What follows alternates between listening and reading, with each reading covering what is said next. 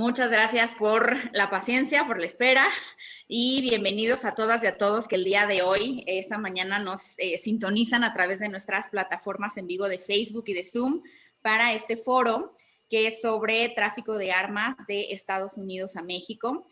El día de hoy vamos a analizar desde diferentes puntos de vista cómo ha crecido el problema y qué soluciones, qué opciones políticas tenemos hasta el día de hoy para que este tema se convierta en uno de los principales en la agenda bilateral Estados Unidos-México. Para platicar sobre este tema, vamos a tener a una serie de invitados muy reconocidos de diferentes lugares y centros de investigación, quienes nos van a compartir su perspectiva sobre el tema.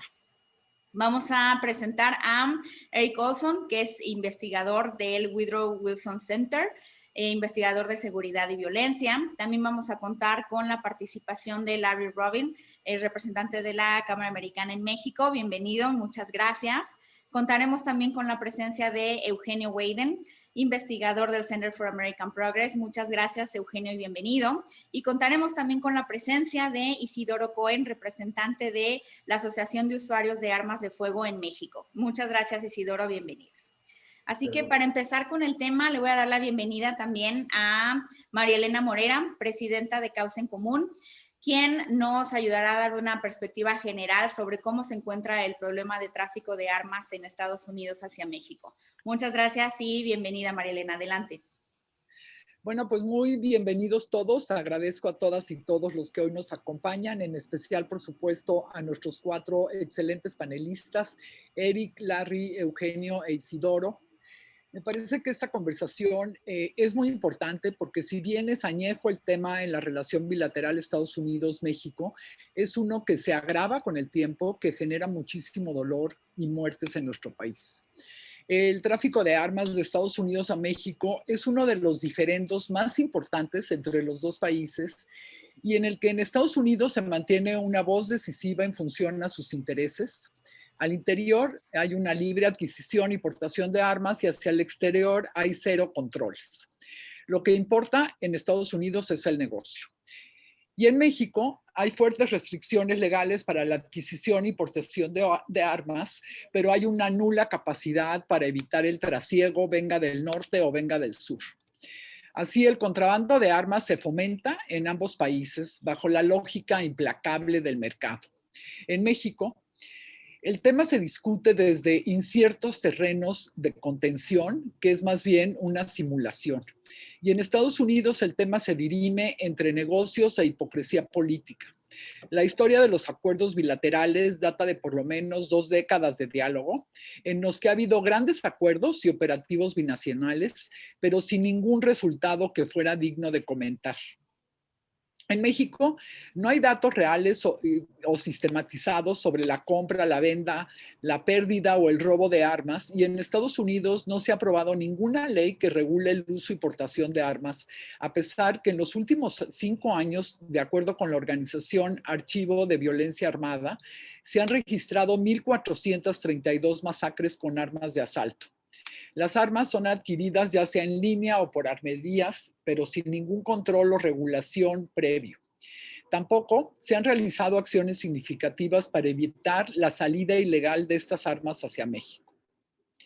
Para México, está claro que la liberación de las armas de asalto en 2004 provocó el incremento gravísimo de la violencia de grupos criminales.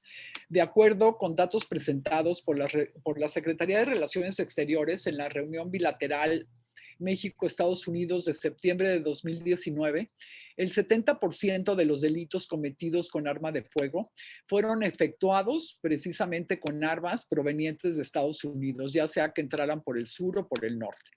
Se estimó que cada día entran a México 567 armas de fuego ilegales y que en los últimos 10 años habrían ingresado alrededor de 2,5 millones de armas.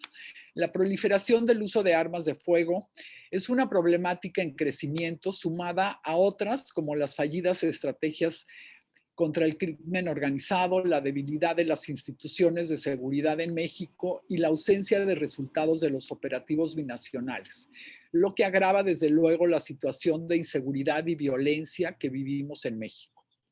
Se debe avanzar hacia una agenda realista, alejada de la demagogia y de las falsas expectativas.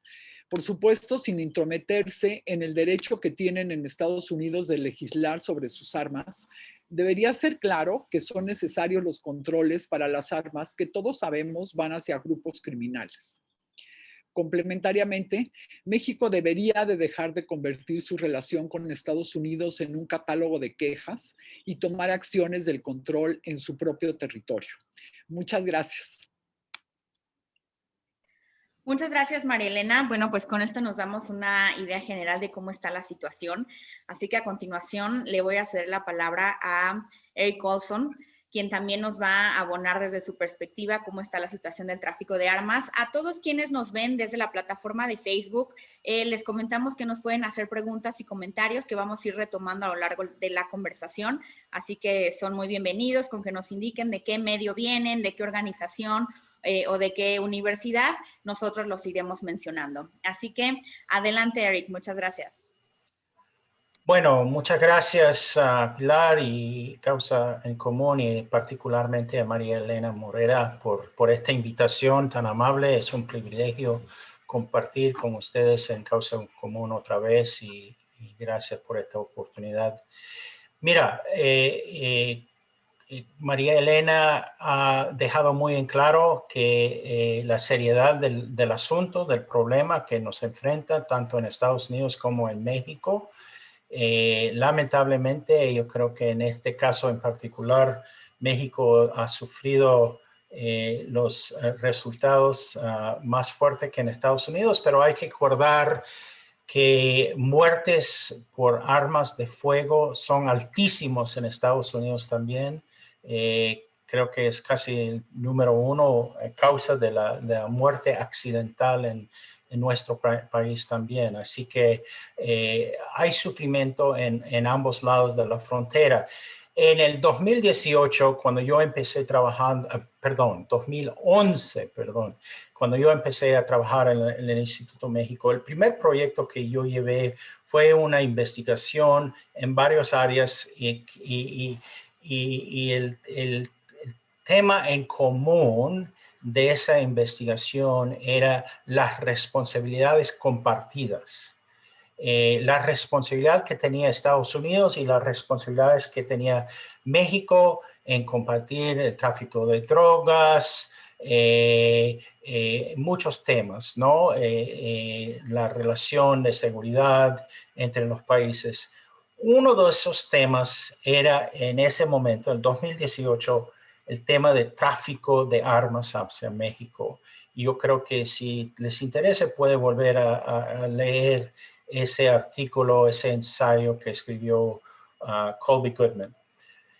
La mera verdad es que muy poco ha cambiado desde ese momento. Claro, hay variedades, variaciones, rumbos, todo, pero este problema del tráfico de armas de Estados Unidos hacia México sigue siendo un problema persistente con efectos muy, muy negativos en el caso de México. Ahora bien, siendo honesto, y yo creo que María Elena lo mencionó, hay responsabilidades de parte de México para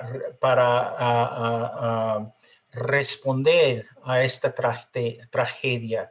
Mucho más podría ser el gobierno mexicano, las autoridades mexicanas para tratar de controlar este fenómeno y bajar el impacto. Pero no se trata de culpar uno al otro, y en este caso yo voy a decir claramente que la responsabilidad prioritaria tiene que estar con Estados Unidos. Y lamentablemente Estados Unidos no ha tomado los pasos necesarios para realmente enfrentar este problema. No digo que es fácil, no es simplemente pasar una nueva ley que prohíbe el tráfico de armas. Si fuera tan fácil, quizás se hubiera hecho, pero va más allá de eso y tiene que ver con el contexto político, el contexto jurídico, legal de Estados Unidos que hace muy difícil avances en este sentido. Yo creo que hay dos áreas donde Estados Unidos podría hacer un mejor trabajo, sin quitar responsabilidad a México, obviamente, pero donde Estados Unidos podría hacer un mejor trabajo, que no necesariamente va a solucionar el problema completamente, pero puede ayudar. Uno es en el perseguir los casos de tráfico de armas. Es muy limitado el número de casos en que los fiscales federales de Estados Unidos persiguen los casos de tráfico de armas, porque las leyes hacen muy difícil esa persecución, perdón. En parte porque se usa todavía hasta el día de hoy, que lo documentamos en el 2011 y hoy por hoy, 10 años después, sigue siendo una realidad, las compras fantasmas, las compras de secundarios. Es decir, un estadounidense que legalmente se le permite comprar un arma de fuego o un arma de alto calibre, que legalmente lo puede comprar, lo compra, pero luego lo traspasa a un secundario, a un comprador fantasma, que luego lo convierte en este río de armas que siguen entrando a México. El estadounidense quizás no haya incurrido en una falta legal mayor, porque legalmente puede comprar, legalmente lo puede traspasar, y para perseguirlo jurídicamente, el fiscal tendría que demostrar que su intención de un principio era el tráfico de esa arma. Y es sumamente difícil y no hay los incentivos jurídicos dentro de las fiscalías para tratar de avanzar en esos casos. El segundo es que obviamente hay un fracaso en las fronteras. Yo no soy de la visión que la frontera se puede controlar 100%. La solución de la migración no está totalmente en la frontera. Tampoco el tráfico de drogas se soluciona en la frontera. Igualmente para el dinero ilegal, igualmente para las armas. Pero hay que admitir que parte de la solución está en mejor vigilancia de las fronteras. Y como bien sabemos, la frontera, el paso del norte al sur es bastante, voy a decir, descuidado. Y es fácil o más fácil pasar la arma de Texas a Chihuahua o de Arizona a Sonora, que es el inverso de ir de Sonora a Estados Unidos. Así que hay dos áreas. Yo no estoy diciendo que solucione todo el problema, pero donde no han habido avances desde el 2011, sinceramente, como dijo María Elena en su presentación, no hay algo que nos diga que han avanzado en este tema. Así que con esas dos ideas lo dejo ahí para conversar con los demás después. Muchas gracias. Muchas gracias, Eric. Bueno, sin duda empezamos a ver justamente, ¿no?, lo que queremos platicar, parte de las fallas o de las áreas de oportunidad que han existido en ambos lados de la frontera. Así que para complementar estas participaciones, le voy a hacer la palabra a Larry Robin para que nos dé su participación inicial. Adelante, Larry. Gracias, Rocío. Y bueno, pues nuevamente gracias, María Elena, por esta invitación a platicar con ustedes. Justo como tú comentabas, pues el tema de las armas y el tráfico ilegal de armas entre Estados Unidos y México se ha convertido en un verdadero problema, pero ya desde hace muchísimos años. Llevan décadas los políticos tratando de resolver o buscar una resolución al tema.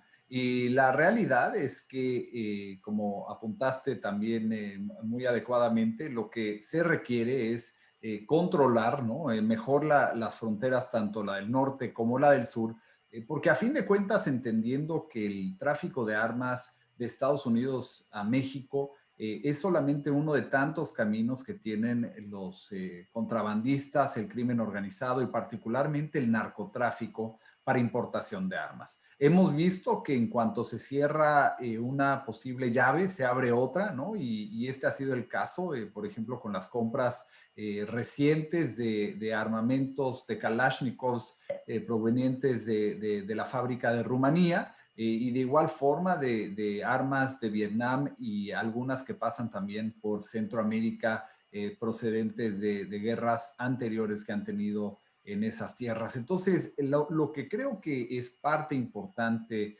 de buscar soluciones, número uno, que México verdaderamente pueda controlar sus fronteras en todos los aspectos de la palabra, ¿no? Estados Unidos busca controlar sus fronteras para evitar naturalmente indocumentados, para evitar el narcotráfico entre México y Estados Unidos, pero también es importante que la frontera Estados Unidos-México sea controlada, ¿no? En aspectos de no permitir armamento y tampoco permitir estos excesivos fondos de efectivo que cruzan la frontera día con día. Se calcula, y bien lo comentaste en tus comentarios, Marielena, que más de 500 armas cruzan la frontera día con día, y del 2007 al 2019 se han confiscado aproximadamente 164,000 armas, pero se calcula que en México hay más o ya cerca de 3 millones de armas en el mercado. Claro, esto no tiene comparativo con el número de armas que existen en Estados Unidos, que es más de 320 millones de armas, pero definitivamente lo que sí se requiere es un trabajo conjunto entre México y Estados Unidos para poner un alto al gran número de armas que están cruzando la frontera. De igual forma, y parte del interés de Estados Unidos también es parar el narcotráfico, y sabemos lo entrelazado que están el tráfico de armas con el narcotráfico. Hemos visto cómo al crecer el narcotráfico crece también la importación ilegal de armas, y definitivamente esto no va a parar a menos que el narcotráfico se vea mermado. Y este es un problema muy grande que no nada más involucra a México, no nada más involucra a Estados Unidos, sino verdaderamente la solución recae en que ambos países, tanto en el tema narcotráfico como en el tema de tráfico de armas, trabajen conjuntamente. La hermandad que existe entre Estados Unidos y México es enorme, ¿no? Y también compartimos muchos de los retos, como es el tráfico de armas, como es el narcotráfico, los compartimos en común México y Estados Unidos. Entonces yo creo que tiene que ir aunado la estrategia de frenar el tráfico de armas, sin duda, con también frenar el tráfico de estupefacientes y en general del narcotráfico. Entonces, creo que esta es una parte importante que habrá que aterrizar, porque no va a servir de nada cerrar la frontera Estados Unidos-México si las mismas armas entrarán por Guatemala, entrarán por vía marítima, o llegan procedentes de Europa del Este o de Asia. Entonces yo creo que lo que se habrá que buscar es resolver el tema del narcotráfico. Con esto también se resolverá uno de los grandes pendientes que aqueja a la sociedad mexicana, que es el crimen, la inseguridad. Definitivamente ha venido creciendo en los últimos años, en las últimas décadas, y creo que el gobierno, tanto mexicano como estadounidense, tienen que trabajar de la mano para resolver estos grandes pendientes en los cuales no se nos puede olvidar el tráfico ilegal de armas. Entonces, definitivamente creo que esta es una de las partes más importantes y pues en definitiva creo que es de vital importancia que este tema se aborde como se está abordando hoy y se busque, como decía Eric también en su intervención, pues mejor vigilancia de igual forma en las fronteras. Y con esto termino mi participación, pero nuevamente muchas gracias. Muchas gracias, Larry. Sin duda alguna sabemos que este tema se trata de cooperación binacional porque no son esfuerzos aislados para resolverlo. Así que, bueno, vamos obviamente desmenuzando un poco este tema como lo queremos hacer. Y para continuar con la discusión, le voy a hacer la palabra a Eugenio Weiden, que nos va a poner también una presentación. Así que adelante, Eugenio, voy a compartir pantalla. Sí, bueno, aprovecho en lo que pones la pantalla, agradecer a Causa en Común por la invitación. Muchas gracias, María Elena, muchas gracias a ti, María, y agradecer a mis compañeros panelistas la oportunidad de poder platicar con ustedes. Muchas gracias. Yo soy Eugenio Weigen. Yo trabajo en un think tank en Washington, el Center for American Progress, donde nos enfocamos principalmente a ver temas de violencia con armas dentro de Estados Unidos, pero nuestras investigaciones definitivamente nos llevan también a atender el tema del tráfico de armas de fuego de Estados Unidos hacia otros países, específicamente México. Pero habiendo dicho eso, reconozco absolutamente que México tiene que hacer muchas cosas para atender este tema, pero mi presentación va enfocada más a lo que puede hacer Estados Unidos y creo firmemente, como dice Eric, que debe ser prioritario y es importante que Estados Unidos lo atienda. Ok, la siguiente, gracias. Bueno, hemos visto que en los últimos años el tema de violencia, específicamente el tema de violencia con armas en México ha aumentado. Nada más para que se den una idea, en el 2004, 25% de los homicidios se cometían con un arma de fuego. En el 2017 esta cifra ya estaba cerca del 70%. Inclusive ayer me confirmaban que en el 2019 ya había llegado a cerca del 72%. Pero más allá del tema de los homicidios, también hemos visto el aumento de las armas en robos, en accidentes, inclusive en lesiones con armas de fuego. ¿Quieres dar a la siguiente, por favor? Y cuando nos metemos al tema de dónde provienen las armas de fuego en México, nos hemos dado cuenta que a partir del 2009 a ahora el 2018, me parece que ya hay un reporte del 2019 también de la ATF, muestran que las armas recuperadas en México, luego rastreadas por Estados Unidos, alrededor del 70% de las armas provienen de Estados Unidos. Esto ya lo había mencionado María Elena.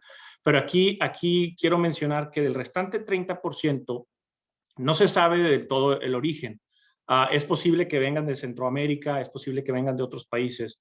Pero curiosamente, ayer mencionaba Fabián Medina, jefe de la oficina de Marcelo Ebrard en la Secretaría de Relaciones Exteriores, que mucho de esos 30% vienen sí de compañías italianas, de Austria, etcétera, pero que producen las armas en Estados Unidos precisamente por la laxitud de las leyes federales. Es decir, además del 70%, también habría que considerar ese 30% que muchas, inclusive, sí vienen de Estados Unidos. ¿Puedes dar a la que sigue, por favor? Si nos metemos también al tema de Estados Unidos, ¿qué ha ocurrido en los años recientes, particularmente a mediados de los 2000, que es cuando empieza justo la violencia en México? Vemos que se disparó la producción de armas en Estados Unidos, particularmente la de rifles y pistolas de alto calibre, que son las armas que prefieren los grupos criminales, no solo en México, sino también en otros países, ¿no? Y dale la siguiente, por favor. Y vemos cómo esta producción o este aumento de la producción de armas en Estados Unidos coincide con el surgimiento o el incremento, disculpen, de homicidios en México. Tiene una correlación bastante alta. Pero la evidencia dice que esto es más que una coincidencia estadística. ¿Puede a la que sigue, por favor? Hay operativos de la ATF que ha hecho cerca de la frontera donde pues se descubre que hay estos grupos que buscan traficar, comprar armas de asalto en un gun show o en una armería. El concepto que se refería Eric hace un minuto me parece que es el del comprador paja, que es el straw purchaser en inglés, que es aquella persona que legalmente puede comprar un arma en Estados Unidos, lo hace, pero se lo entrega a una tercera persona, a un traficante o a una persona que por ley no podría comprar un arma de fuego. Entonces, en estos operativos del ATF se encuentran que están estos compradores paja, también se encuentra que hay muchas compras en los denominados gun shows, donde en muchos de los estados no se le hace ningún tipo de pregunta al comprador. La que sigue, por favor. Además de eso, hemos visto que hay muchos periodistas que han hecho muchos esfuerzos por reportar sobre el tráfico de armas de Estados Unidos y a México. Y esto me pareció muy interesante porque es una imagen del decomiso de un cargamento en Estados Unidos y el decomiso de un cargamento en México. Y son bastante similares para los tipos de arma que se ven ahí. La que sigue, por favor.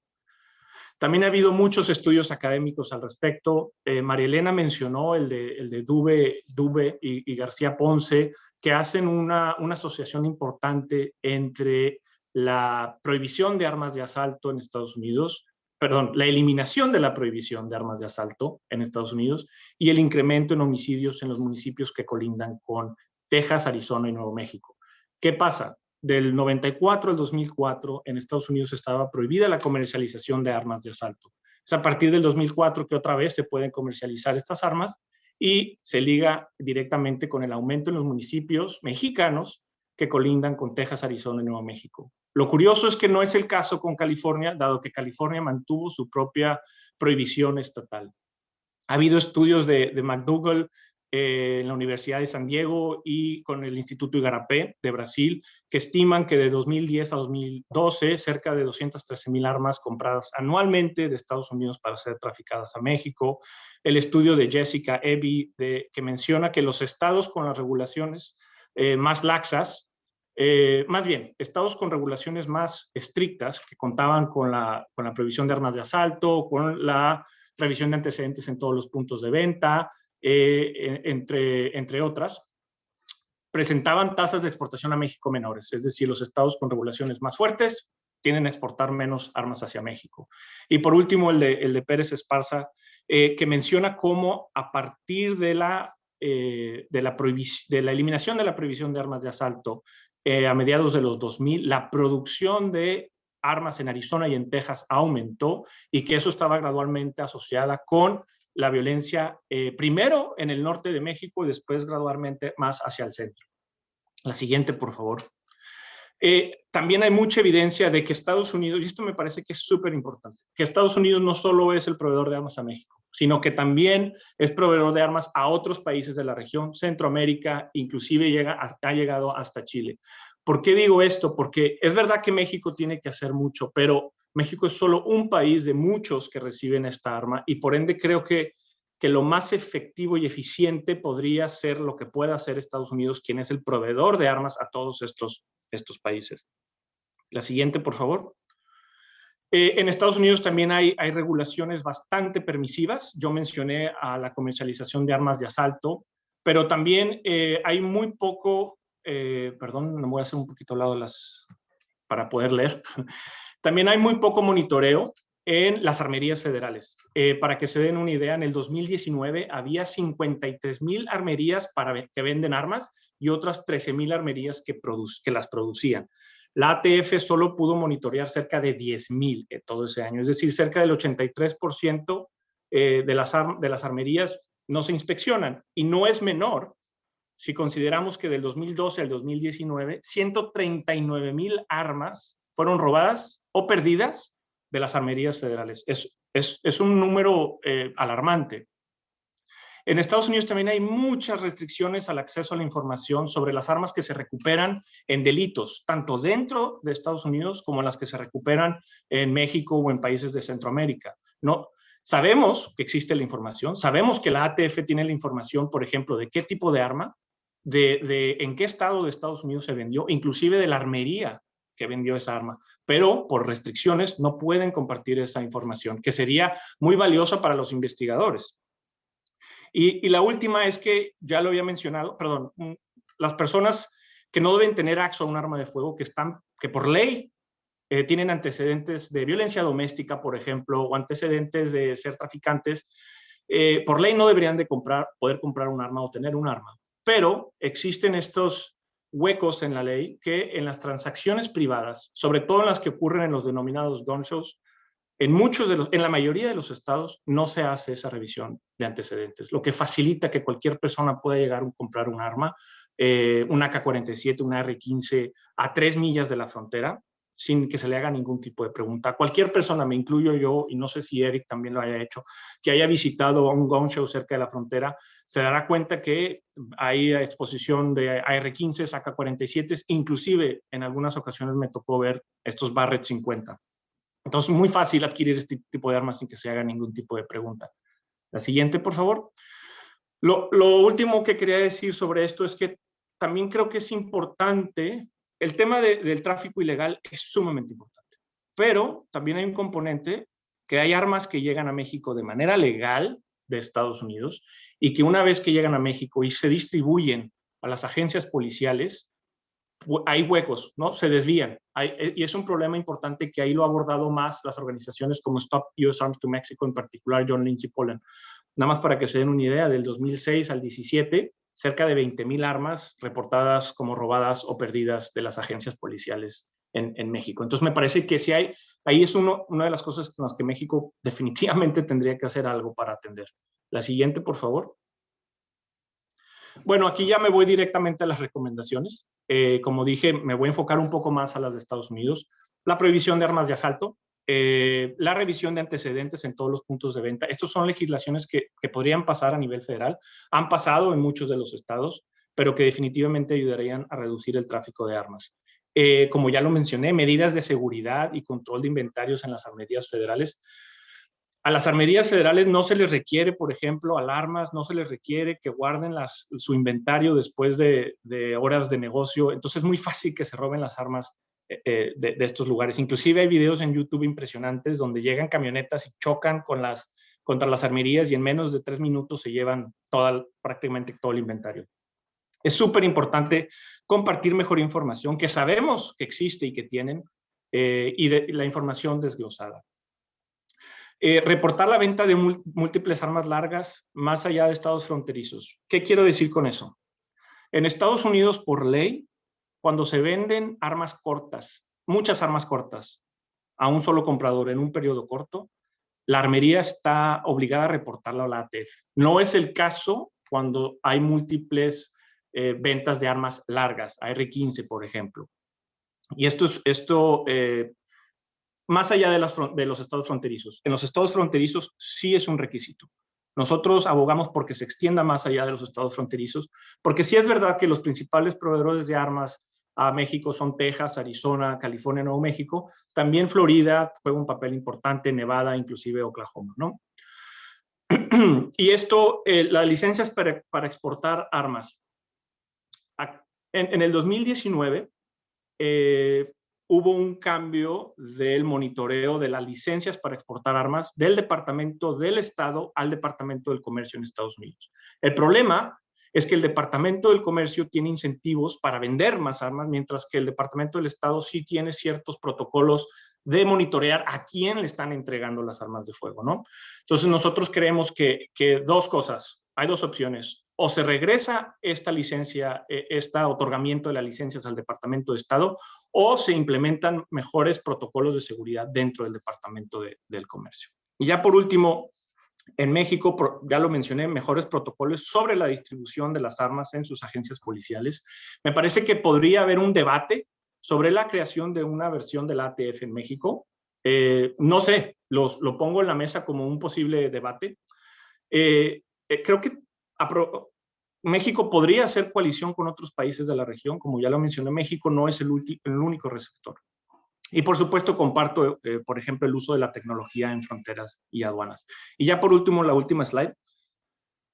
Me parece que es importante decir que las políticas que yo sugerí sobre Estados Unidos no violan de ninguna manera la segunda enmienda. La interpretación que se le dio en el 2008 sí dice que el ciudadano tiene derecho a tener armas en su hogar, pero no es ilimitada. Se puede regular perfectamente el tipo de arma, quién la puede portar y dónde la puede portar.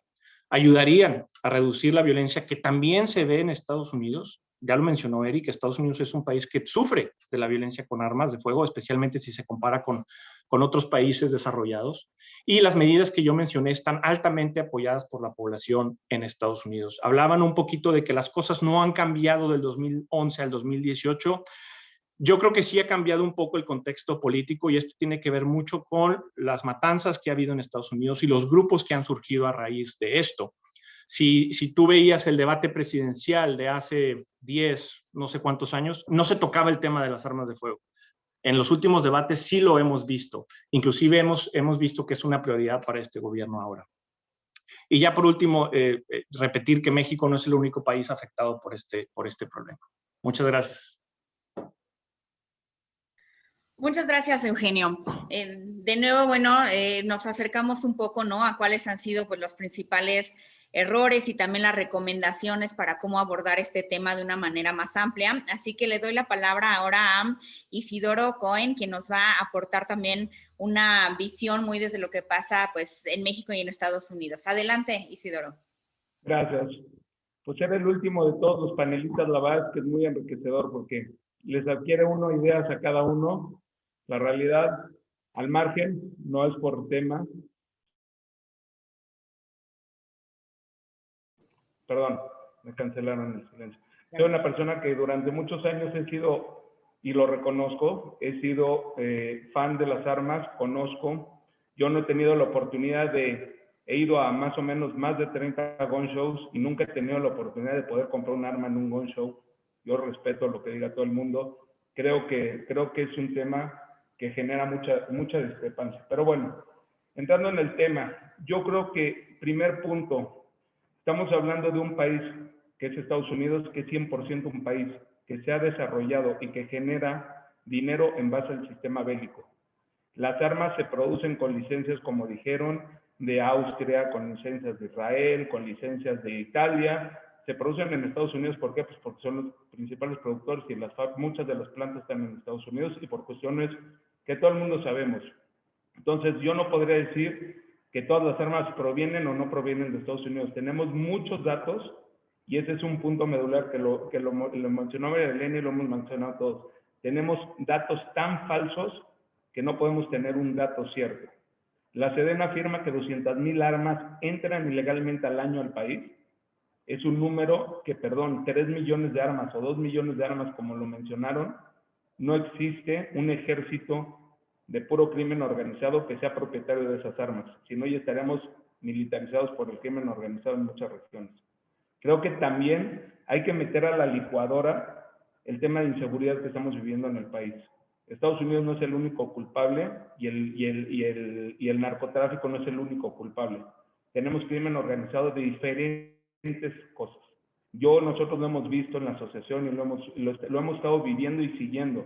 La gente de nuestro país tiene miedo y la gente se está armando. ¿Por qué? Porque tenemos una prohibición. Regresémonos a la historia. Todas las prohibiciones de los países han generado mercado negro. Desde Elliot Ness y los intocables con el alcohol, la prohibición del alcohol en Estados Unidos, hasta las drogas, hasta las armas. ¿Qué es nuestro primer paso que tenemos que empezar a aprender en nuestro país? Primero a regular bien, no a prohibir. El momento que estamos viviendo es una prohibición. Entonces, por eso mismo el mercado negro es tan amplio. Son más de 100,000 millones de dólares que genera esa prohibición.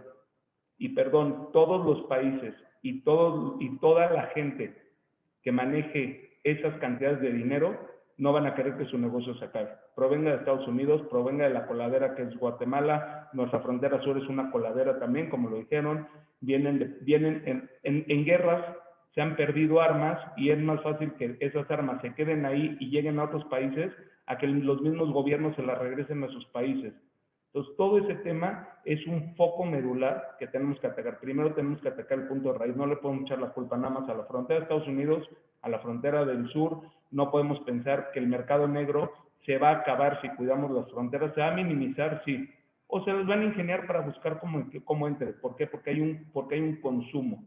Al momento de haber un consumo y no haber una regulación real, ese es el problema que estamos viviendo en nuestro país.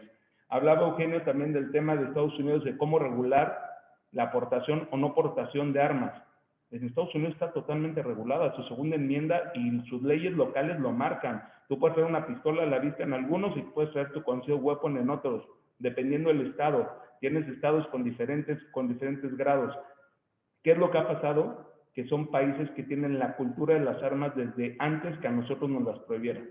Entonces, esa prohibición es la que primero tendremos que buscar una regulación, como bien lo dijeron todos, primero para entender dónde llega cada una de las armas. Hay armas que se pierden en el camino, ¿por qué? Porque los policías las venden, porque las Fuerzas Armadas las venden, perdón que lo digamos, el ejército también es proveedor de armas al mercado negro, de cartuchos, de todo. Entonces veamos la raíz del problema. La raíz del problema es que tenemos un país con mucha inseguridad, tenemos un país que tenemos una prohibición total y tenemos un país que los mismos ciudadanos se están sintiendo indefensos. Súmale a esa ecuación, como dije a la licuadora, un crimen organizado que intercambia armas por droga, o intercambia armas por favores, o intercambian muchísimas cosas como es el trueque, porque no todas las transacciones de droga y de armas se hacen con dinero. También hay estudios cómo se hacen con trueque. Entonces, ahí sigues perdiendo el rastro de las armas. Entonces, hasta el momento que no haya una entidad, una institución, y perdón, quitarle a la Secretaría de la Defensa Nacional esa responsabilidad, ellos sí pueden cuidar nuestras fronteras, dedicándose a cuidar las fronteras, no dedicándose a estar buscando dónde está un arma. Entonces, para nosotros, lo que creemos que tenemos que empezar con una regulación total, no de prohibición. No digamos que todo el mundo pueda portar un arma, pero que todo el mundo que pueda comprar y tenga acceso, primero tenga sus estudios psicológicos, tenga una manera, primero de cómo defenderse o de coleccionarla, porque mucha gente no nada más las usa para mal, las armas las tienen coleccionadas y las tienen guardadas, pero el punto es la prohibición que estamos viviendo. A todo lo prohibido siempre va a haber un mercado negro que lo va a estar alimentando, porque existe el comprador. Si no hubiera comprador, no habría mercado negro y no habría 3 millones de armas que han entrado clandestinamente. Y perdón, los decomisos que están generando, ahí están los números. Si tratamos de creer que los números que nos están diciendo son reales, estás hablando de no más de 6,000 a 10,000 armas al año, contra una entrada de 200,000. No hay reposición a eso. Al contrario, hay un exceso de mercado. Entonces, para nuestro criterio, como usuarios, como parte de una asociación y como civiles que nos dedicamos a esto, que no somos tan letrados, que no tenemos tantos estudios, que perdón, México no nos pueden comparar con Estados Unidos. No nos podemos comparar, los índices se pueden disparar, tienen toda la razón, la violencia en la frontera, todo eso tiene razón. Pero nosotros somos un país de 150 millones, números cerrados, o sea, no es exacto, en 150 millones de habitantes, contra 350 de Estados Unidos, donde nuestra población, el 50% son hombres y el 50% son mujeres, y de ahí vienen menores de edad. Entonces no somos un comparable con Estados Unidos. Lo que pasa es que no tenemos información real con qué compararnos, a qué enfrentarnos. Las encuestas de victimización, ustedes sacaron unos números. Perdón, la encuesta de victimización no habla que todos los homicidios sean el 70% con armas. Y ahí está la tabla. Si le creo la información que me da mi gobierno o no le creo, es un punto que no lo podemos definir. Pero los números, ahora sí, citando coloquialmente, los números son totalmente, cada quien tiene unos números diferentes, porque no hay una homologación de los números. Entonces, nosotros, nuestro criterio y lo que pensamos es que México tiene que empezar con su grano de arena. ¿Cómo es su grano? Tenemos un culpable que es Estados Unidos, no sabemos, pero México tiene que empezar con su grano de arena. ¿Cómo? Con una reforma a la ley de armas de fuego. Es una ley que está totalmente obsoleta, con un tema de regulación real, de un registro nacional de armas real, para saber dónde están las armas que existen, y que el ejército se dedique a cerrar las fronteras, a poder frenar ese tráfico de armas. El ejército no está para estar cuidando las calles, ni para estar construyendo un aeropuerto, ni para estar construyendo un tren. Está para salvaguardar nuestro país, y los encargados de salvaguardar los países son los ejércitos. El ejército es estratega y tiene información, lo que muchos de los ciudadanos no tenemos. Entonces, lo que nosotros creemos es que tenemos que empezar. No podemos avisar que el único culpable es Estados Unidos. Suma, pone su grado de arena, pone su parte. Es un fabricante de armas, sí. Pues su negocio es ese. Perdónenme, la Asociación Nacional del Rifle, ¿por qué tiene tanto dinero? ¿Por qué tiene tanto poder político? Hablaban del tema político. Pues el tema político se acaba en un solo tema que se llama dinero. Al momento de haber un consumo y al momento de tener una fabricación en una producción en línea, pues por supuesto van a seguir vendiéndolo. Ahora, yo personalmente, y no quiero decir nada, ustedes son más expertos, tengo 45 años de vida, he viajado y desde los 18 he ido a campos de tiro en Estados Unidos, en Europa, en muchos lugares. He conocido armerías. No he podido yo comprar un arma irregular en Estados Unidos, con la posibilidad de familiares que tienen domicilio y todo, como aquí en México, que es mucho más sencillo. Entonces, más lo ilegal, perdón, porque en lo legal tenemos ahí otro tema que creo que viene adelante de la plática. Vienen muchos temas que hay que mejorar. No podemos permitir que una dependencia nos tarde 8 meses para que te definan si puedes o no puedes. Entonces, ¿eso genera qué? Mercado negro. Entonces, yo con eso termino. Muchas gracias a todos. Con permiso. Muchísimas gracias, Isidoro. Digo, sin duda alguna hemos reflexionado sobre las problemáticas que hay en ambos lados de la frontera. Y yo quiero en esta parte que abordemos un poco cuáles son las oportunidades que existen en este momento para generar ya sea interés político en Estados Unidos para reducir el tráfico de armas hacia México, y desde su punto de vista, cuáles han sido los principales errores, por qué no han, desde México, de por qué no han funcionado estos esfuerzos binacionales. Sé que ya estamos por cerrar, así que también esto sirve para que de un comentario final, pero justamente encaminado a esta reflexión, ¿no? ¿Qué es lo peor que se ha hecho desde México y qué oportunidades se encuentran hoy políticamente para abordar el tema con Estados Unidos? Le voy a ceder la palabra a Eric para que nos comparta un poco de esto y así vamos a ir con los demás. Muchas gracias. Bueno, yo creo que la pregunta es muy buena. ¿Por qué no ha prosperado este tema en las relaciones bilaterales? Yo creo que sin lugar a duda es un tema que debiera importarle a Estados Unidos y a México y debieran poder ir juntos en la búsqueda de una solución.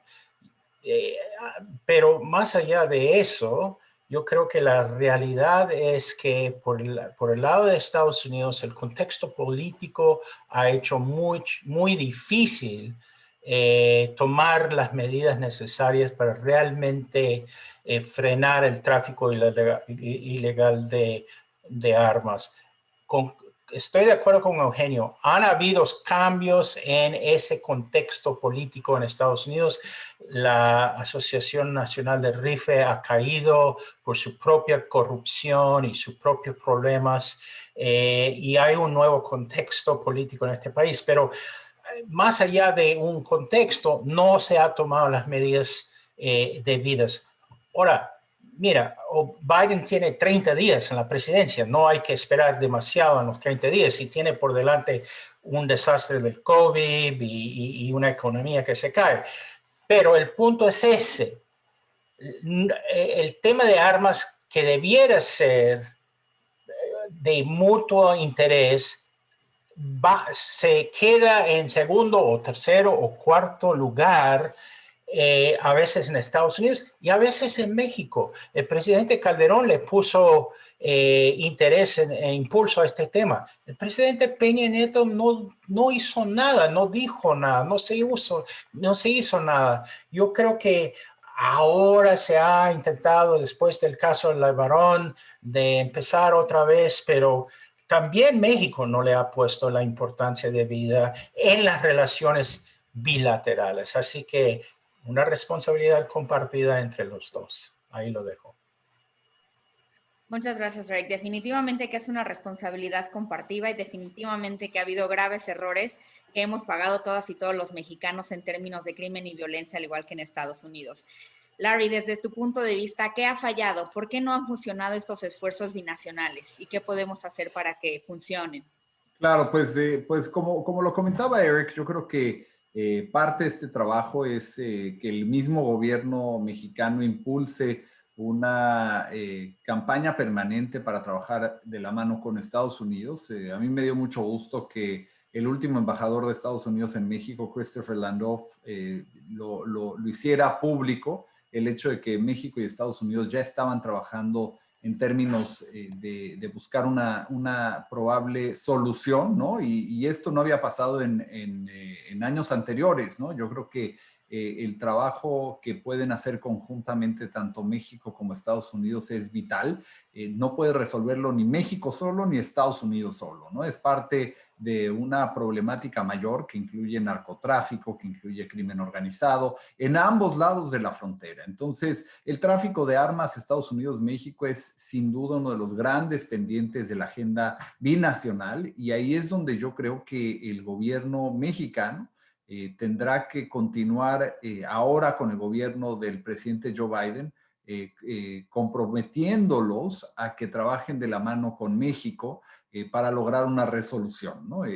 Tanto se ha prometido en la administración de Biden y, como decía Eric, pues acaban de empezar, pero no dejar que pase lo que le pasó a Barack Obama cuando él fue presidente, ¿no? Que prometió arreglar la situación y cuando tuvo el Congreso total como lo tiene hoy Joe Biden, no logró hacer ningún cambio propositivo que verdaderamente llegara lejos, ¿no? Y yo creo que esta es una parte fundamental. De igual forma, lo que sucedió con el Rápido y Furioso, ¿no? Que nos acordaremos, pasó cuando se internaron a México un número importante de armas ilegales que se usaron inclusive para matar a agentes norteamericanos.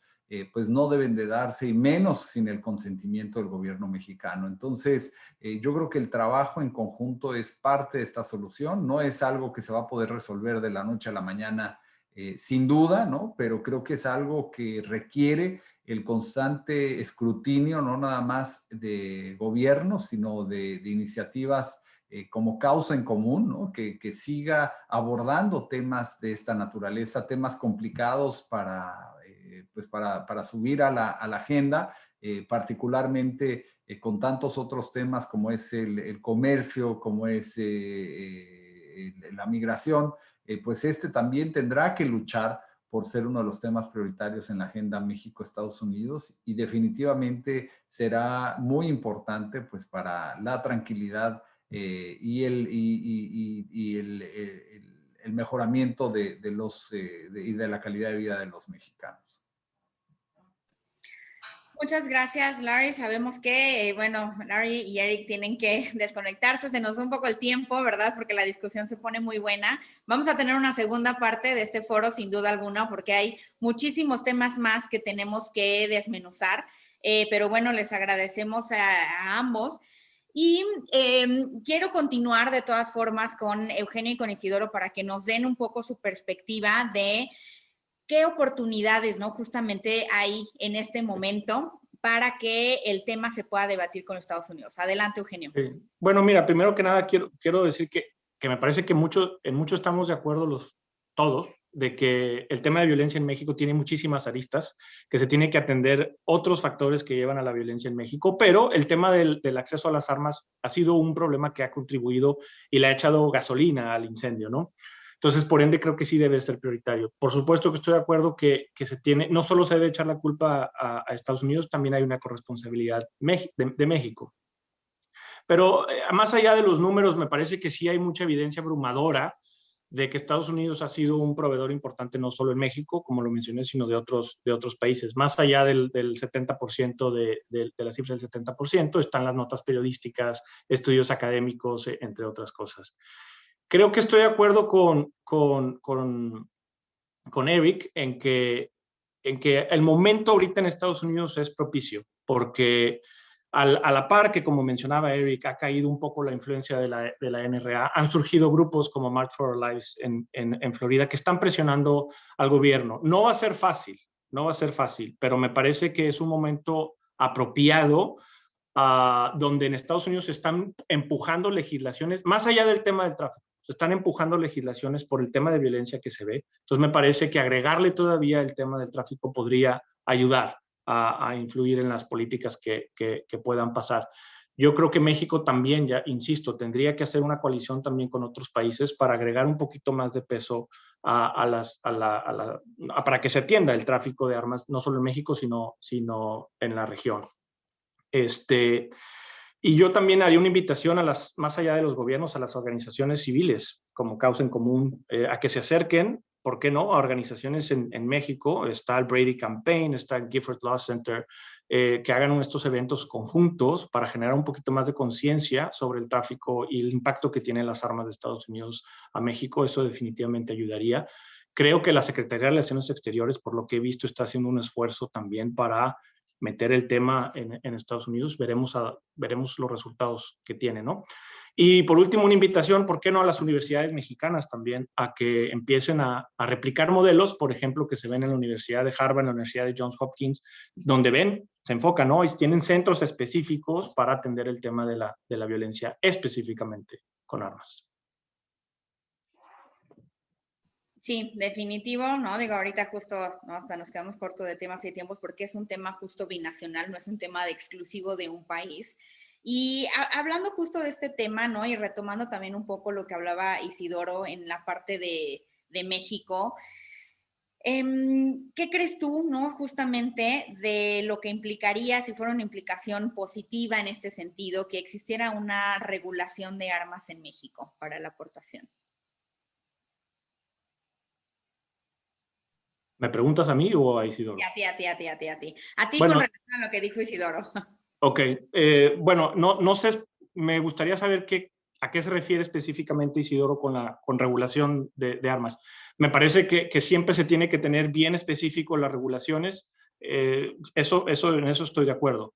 No sé si tú te refieres a una respuesta al tema de violencia con armas, una respuesta que sea más armas en manos civiles. ¿A eso te refieres? Sí, me parece que desde el punto de vista de Isidoro, a reserva de que nos quiera abonar un poco más, ¿no? Sería una opción de la parte mexicana justo mantener esta regulación para que esté justo en manos de civiles un mayor número de armas y por ahí abordar el tema. Ok, mira, yo sé que la gente en México tiene miedo. Es una realidad. Yo viví en México, tengo familia en México y sí existe este miedo. Lo que yo no estoy seguro es si en lugar de desarmar al país, la mejor opción sea armar a los ciudadanos. Y me baso en el tema de Estados Unidos. Estados Unidos es un país con gran número de armas por ciudadano y que si lo comparas con otros países desarrollados, que me parece que es donde se tendría que hacer el comparativo, presenta tasas de homicidio con armas 25 veces mayor, tasas de suicidio con armas 8 veces mayor, tasa de accidentes con armas de fuego 6 veces mayor a otros países desarrollados. Si tú ves el fenómeno COVID, en Estados Unidos se disparó la venta en el 2020 y nada más para darte un poco las cifras que aquí las tengo, en el 2020 los tiroteos masivos aumentan 47%, las heridas de bala a menores 44%, los niños que mueren con armas 43%, los adolescentes que mueren por un arma de fuego 38%, los homicidios 31%, las heridas con bala 31%.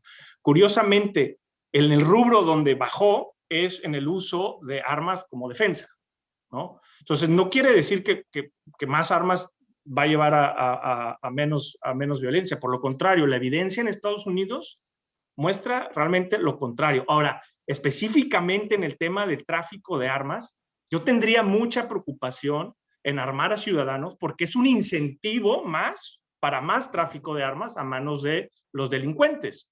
Lo vimos. En México se armó la Sedena, se armaron las policías y no ha ayudado a disminuir la violencia. Al contrario, hemos visto más armas llegar a México y hemos visto confrontaciones terribles. Entonces, yo tengo muchísimas dudas sobre ese enfoque. Me parece que generaría terribles ganancias a la industria de las armas porque armarían al gobierno mexicano, armarían a los criminales y un tercer grupo que serían los ciudadanos. Entonces, realmente me preocuparía ese enfoque. Sé que en Estados Unidos ha habido casos donde se ha utilizado el arma y gracias a Dios pues, tuvo, entre comillas, un buen resultado, ¿no? Donde las personas que fueron víctimas pues, resultaron ilesas y se pudieron defender. Pero me parece que hay que hacer un análisis costo-beneficio. En Estados Unidos es más probable que se robe el arma que la uses en defensa propia. En Estados Unidos es más probable que alguien muera por un homicidio, un suicidio en tu casa, en defensa propia. Entonces, el contexto de Estados Unidos importa mucho. Definitivamente, Eugenio.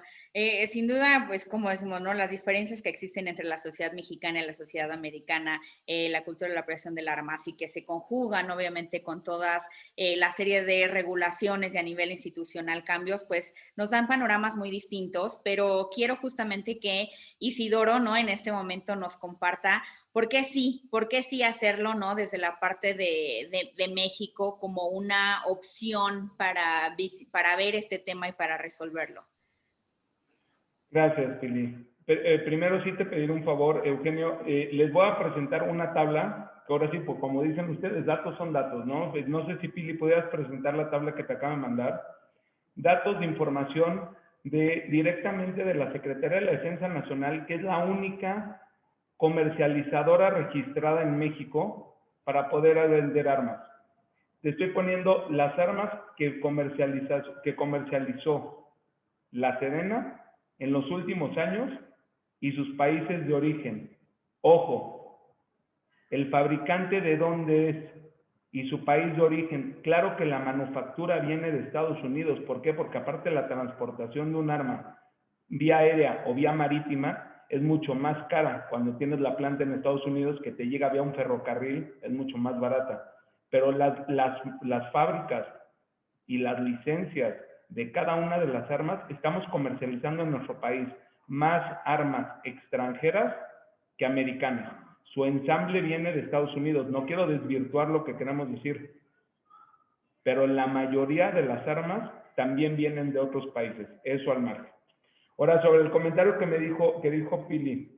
Sí, nosotros en efecto estamos tratando de hacer un cambio a la regulación en la ley de armas de fuego. Creemos que la ley de armas de fuego está totalmente obsoleta. Tenemos un país que en efecto, como tú dices, que difiero, no se va a disparar la compra de armas. Tú ya tienes 2 millones o 3 millones de armas clandestinas que están llegando al país. ¿Qué diferencia hay de que esas 3 millones de armas clandestinas lleguen al país con un registro y sabiendo dónde van a estar, como pasa en Estados Unidos o como pasa en cualquier lugar del mundo? Los ejércitos ya están armados. No va a aumentar el número de armas del ejército, no tendría por qué. El ejército tiene a sus mismos alistados y tiene sus armas y tiene, independientemente de México, tiene su fábrica de armas. Entonces, no habría un tema por qué tendría que aumentar. Las policías hay que cerrarlas. Las policías te venden las armas. Se les pierden y se venden. ¿Qué es lo que pasa? ¿Qué es lo que les digo? No podemos comparar Estados Unidos. Hablas de números de efectos de COVID cuando realmente, claro, hay accidentes con niños, cuando los niños estuvieron casi un año enjaulados en su casa y se les dio el morbo de tocar las armas de los papás, que la responsabilidad de los papás con una cultura americana de armas, tienen candados, tienen seguros, tienen cajas fuertes, tienen otro esquema muy diferente al que tenemos en México, que no tenemos esa cultura, que es lo que necesitamos orientar. Ahora, perdón, acaba de haber una reforma, no sé si lo sabes, acaba de haber una reforma en la ley del Código Penal. Se supone que ya si te agarran con un arma es prisión. Eso va a limitar a los rateros de las combis y a los que asaltan en las calles para que no traigan un arma. Por favor, la realidad es lo que estamos haciendo. Cada prohibición que estamos generando va en contra de los beneficios que tenemos los ciudadanos. Un ciudadano tiene beneficio como tú en Estados Unidos o como mucha gente en Europa. Si tú tienes la posibilidad de querer traer un coche, un reloj, una cartera, lo que sea, o el beneficio de cuidar a tu familia. Oye, que te asalten y te quiten el reloj, lo entregas, porque en lo personal me han asaltado más de 3 veces armados y nunca les he sacado una pistola. Pero en el momento que me digan a mí, porque me reuní con una persona, no quiero decir quién, de la Cámara de Senadores y la Cámara de Diputados aquí en México, y me dice, yo prefiero pagarle el psicólogo a mi esposa y a mi hija porque las violaron, a yo traer un arma y defenderlas. Perdóname. Perdón, estamos viviendo en un mundo que es un mundo alterno. Lo dicen políticos, no lo digo yo. Yo no. Yo prefiero salvaguardar la seguridad de mi esposa y de mi hija, aunque yo me tenga que ir a la cárcel. ¿Por qué? Porque es mucho más barato que vivir un trauma de ese tipo. En lo personal creo que lo colateral es un efecto. No estamos diciendo que se arma todo el mundo. Estamos diciendo, señores, gente de bien, gente que demuestre, gente que se entrene. Compras un arma hoy en la Sedena y tienes que sacar el segundo proceso, un permiso extraordinario de transportación de armas para poder ir a practicar a un campo de tiro. Que el que compra un arma sabe dispararla, no, porque no tenemos la cultura. Entonces sí tenemos armas en manos de gente que ni siquiera sabe utilizarlas. Entonces, esa flexibilización regulada, ojo, no estamos diciendo que se vuelva una guerra, un censo, tú lo mencionaste, un ATF, pero que no dependa del gobierno. Ya hemos visto que todo lo que depende de nuestro gobierno, por lo pronto en los países latinos o de nuestro segmento, estamos viendo que no funciona.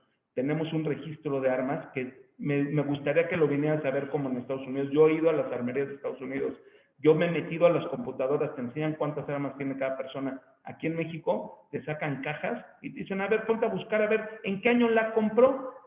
¿O en qué año la registró? No hay, todas las armas, ustedes lo saben, más los americanos, todas las armas tienen una huella, el grabado del cañón. Señores, en el momento que se compra un arma legalmente, podremos tener un censo de dónde está esa arma, qué ha matado, a quién ha herido, a quién no ha matado. Esas son las diferencias que estamos buscando, una regulación real, pero ¿en base a qué? En base a lo que estamos viviendo hoy, no a una ley de 1971 que marcaron.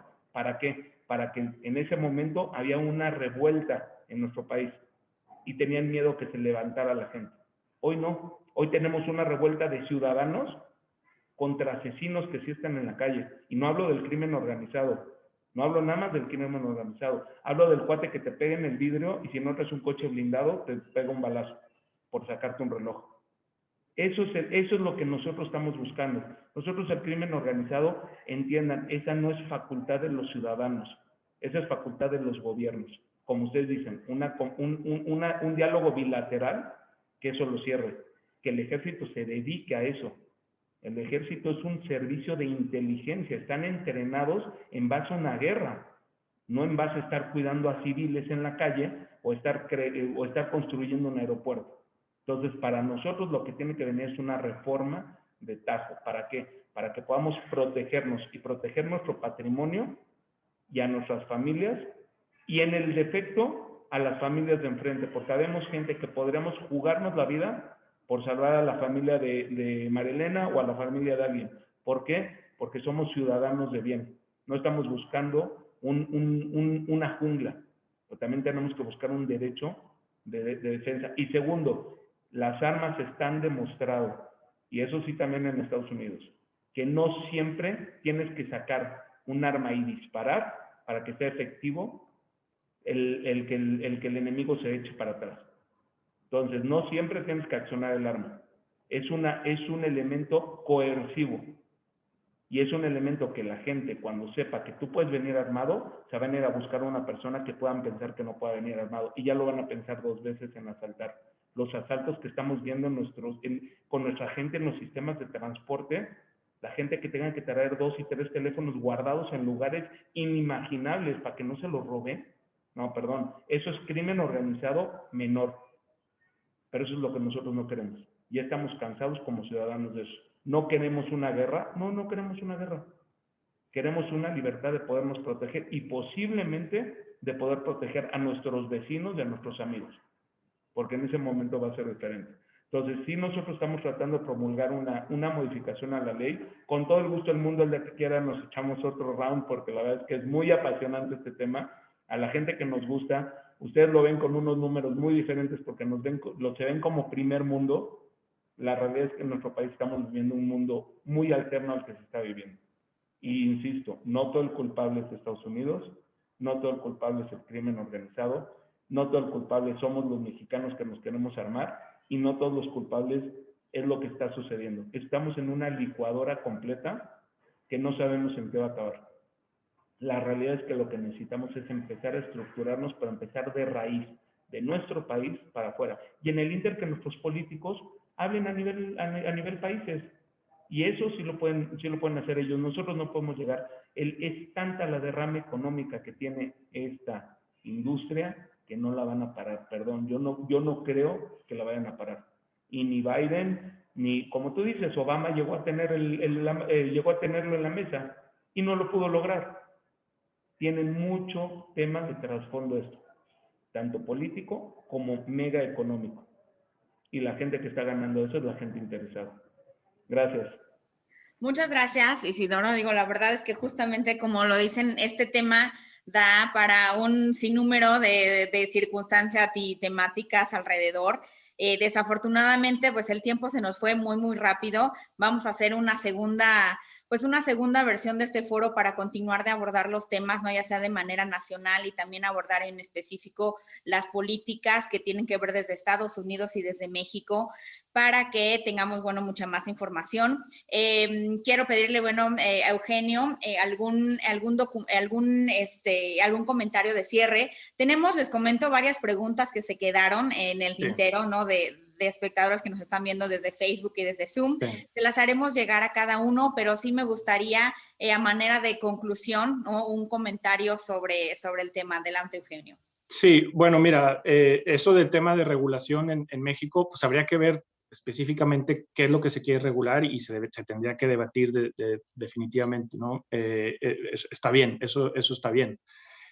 Yo insisto en depender en los ciudadanos armados como para mitigar la violencia puede ser peligroso. En Estados Unidos estos llamados buenos hombres y buenos vecinos en muchas ocasiones son los perpetradores de los delitos, de los suicidios, inclusive de los tiroteos masivos, ¿no? El Violence Policy Center tiene súper documentado estas personas que les llaman license killers, porque tienen la licencia y son cerca de 1,760 incidentes donde estas personas han perpetrado un delito en un periodo de 12 años.